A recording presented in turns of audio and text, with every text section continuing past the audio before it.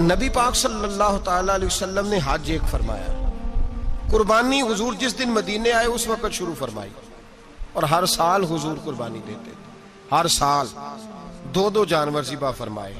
یا رسول اللہ صلی اللہ تعالی علیہ وسلم، دو کا کیا مقصد فرمایا؟ ایک میری طرف سے، ایک میری غریب امت کی طرف سے۔ یا رسول اللہ صلی اللہ علیہ وسلم کس طرف سے فرمایا؟ ایک میری طرف سے، ایک میری امت کی طرف سے۔ کبھی فرمایا ایک میری طرف سے، ایک میرے اہل بیت اور میری امت کی طرف سے۔ دو جانور حضور نے ذبح فرمائے، اور پھر میرے حبیب پاک صلی اللہ تعالی علیہ وسلم کے غلام مولا علی شیر خدا، ابن ماجہ کی روایت ہے، حضرت علی شیر خدا فرماتے ہیں کہ نبی پاک علیہ الصلوۃ والسلام دو جانور ذبح کرتے تھے۔ خود حضرت علی کی جب باری آئی تو انہوں نے بھی دو فرمائے۔ تو صحابہ نے پوچھا کہ علی دو کیوں؟ دو کس لیے؟ تو حضرت علی رضی اللہ تعالیٰ عنہ فرمانے لگے، مجھے میرے حبیب نے وصیت فرمائی تھی کہ علی تو نے دو کرنے، ایک اپنی طرف سے کیا کرنا، ایک میری طرف سے کرنا۔ تو میں ایک اپنی طرف سے دیتا ہوں، ایک اپنے نبی پاک کی طرف سے دیتا ہوں صلی اللہ علیہ۔ دو جانور۔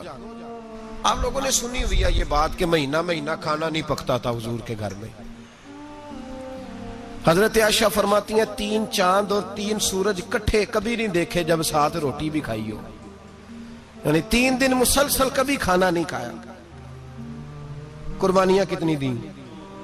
بولیے۔ حضرت علی شیر خدا کا مکان کوئی نہیں اپنا، کوئی گھر نہیں بنایا۔ مولا کائنات شیر خدا، میں نے یہ بات پھر دہرا رہا ہوں، پہلے بھی میں نے عرض کی تھی، پکا کرنے کے لیے دہرا رہا ہوں۔ حضرت علی کا کوئی کاروبار نہیں بظاہر۔ بی بی صاحبہ فرماتی ہیں کہ کئی ہفتے صرف سرکہ اور کھجوریں۔ قربانیاں کتنی؟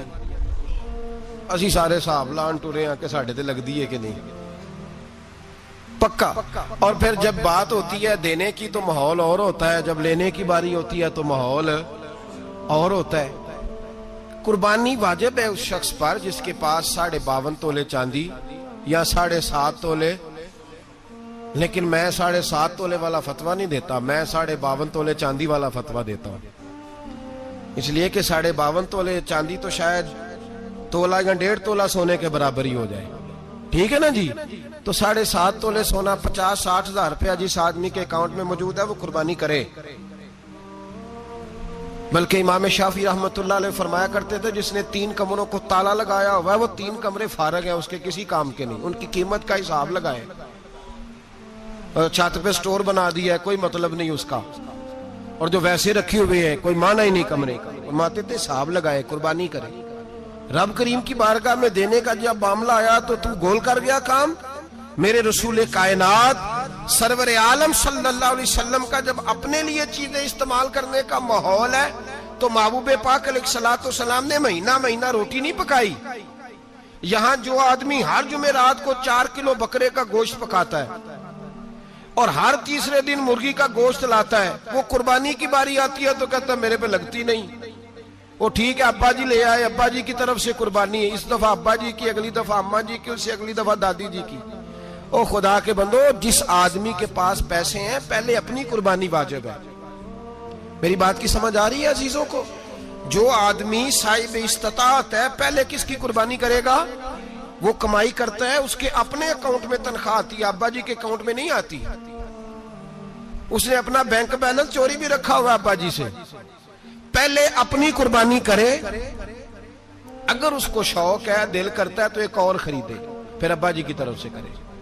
اگر اللہ نے توفیق دیا تو ایک اور خریدے، اماں جی کی طرف سے کرے۔ اور اگر اس کے دل کو اللہ ٹھنڈک عطا کرے، سکون کرے، تو پھر اپنے رسول کی طرف سے بھی قربانی دے، پھر اپنے محبوب کی جانب سے بھی قربانی کرے۔ نبی پاک صلی اللہ تعالی علیہ وسلم نے ہر سال 2 قربانیاں دی، 10 سال۔ کل کتنی ہوگی 10 سالوں میں؟ بولیے۔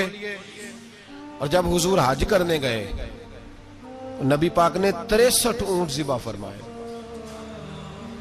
ایک اونٹ میں کتنی قربانیاں ہوتی ہیں؟